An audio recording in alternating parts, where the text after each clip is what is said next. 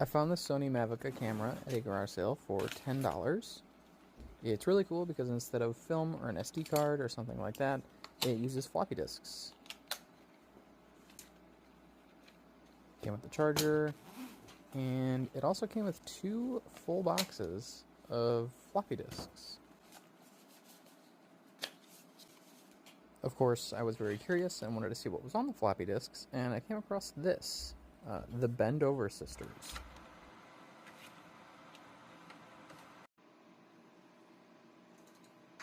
I loaded the floppy disk into my Windows 98 PC and took a look.